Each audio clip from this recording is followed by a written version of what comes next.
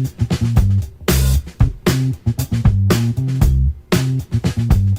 everyone, thank you very much for joining today. My name is Prince. In today's video, we're going to learn how to play Tokaido Duo. In Tokaido Duo, two players discover the smallest of Japan's four main islands through a three-faceted spiritual journey where each player controls three characters whom they will usher through Shikoku. As the merchant travels through the inner road collecting and selling traditional souvenirs, the artists also move from one area to another, painting and gifting their beautiful vistas to the locals. The pilgrim also travels around the island, visiting the shrine, the gardens, the seashores, and the hot springs. Players are going to be moving these characters around the board, and whoever manages to make the most of their combined activities with the most points is going to be adjudged the winner. The setup of the game comprises of this. Place the board in the middle between two players. Give each player their player board. Keep the painting tokens on the painting stand on the artist board. Keep the viewing pegs on the pilgrim board. Keep the merchant board close to you in front of the player. Shuffle all the boutique tokens randomly. Display them on the respective spaces on the board. Each player displays or places their three character tokens on the respective starting markers on the board. The painter or the artist goes over here, while the merchant goes on the merchant stand. The pilgrim also go on the pilgrim stand. Keep the three hot spring token on the hot spring marker on the board. So the game of Tokaido Duo is going to play over a series of rounds, and each round there are going to be 3 steps where players are going to roll the 3 dice, picking of dice and performing the actions on the die until one of the 3 major end of game trigger is going to happen. Then we calculate points based on the different activities players has been doing, and whoever is going to have the most points is going to be the winner. So starting from the first player roll the dice. You select one, so this dice for the artist, so you keep it on the artist board. You're going to move your artist according to the number on the dice, so the artist can move in any direction. So crossing the orange line, that is the trading route. So let's say the artist is going to move 1 to this side. Now whenever you land at any area, there are 2 actions, you choose one. One action is either to do painting or to gift painting. Now you're going to check how many other characters are found in the area where your artist is stopping. So now in this scenario we have 2 characters here, so you're going to flip 2 of your artist painting. Instead of you doing painting, you can also choose to gift painting. Now to gift painting, you're going to check the farmost symbol on your artist painting and see if it matches the symbol where your artist is currently standing. If it is matching, you remove this painting from your board. In the course of playing the game, if the last painting stand is removed from the artist board, players are going to take the last dice that are remaining on the board. That triggers the game to an end.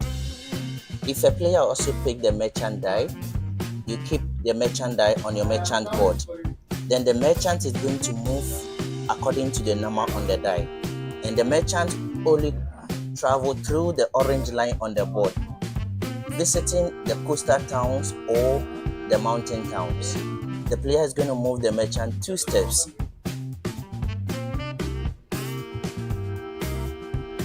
If your merchant stop in the mountain towns, you're going to draw souvenirs from the bag according to the number indicated here. 4 souvenirs. Then we keep it on our merchant stand. Player can only hold 5 souvenirs at a time. So in the same way, if a player is moving their respective merchant and they land on any of the coastal land, they are going to trade their souvenirs for money. Let's say the player is going to move 1, 2. So at this particular coastal land, this is the souvenirs that are being sold here. So in this case, the merchant is having 2. So you sell out 2 of your souvenirs for income. In the course of playing the game, player manages to get 10 coins. He exchanges it for 1 gold bar. At the end of the game, these are the points you're going to be accumulating. player manages to put the last gold bar on their merchant stand, that triggers the game to an end, and we check if there is any remaining die. The last die is going to be used and the game is going to be over. So the red die is for the Pilgrim. So the Pilgrim only go clockwise around the board, visiting the shrine, the agriculture, or the seashore. In the course of moving the Pilgrim, if the Pilgrim ever stops on the temple, we move the viewing peg on the temple one space. If it stops on the garden, we move the garden peg one step. If that the temple viewing peg or the garden viewing peg ever get to the last end, that is going to trigger the game to an end. We're going to multiply wherever the peg is with that of the garden view, and that is going to be your total point you are going to be getting at the end of the game. If the Pilgrim ever stops on the hot spring, you take the hot spring token and you keep it on your board. So for the hot spring token, you cannot use it immediately. You have to wait any of your future turns to use it. The hot spring token gives you the opportunity to reuse the die you just picked again. So after you've used the hot spring token, it goes back to its original position on the board. If your Pilgrim ever stops at any of the coastal area, you get this amount of money from the bank and you add it to your supply.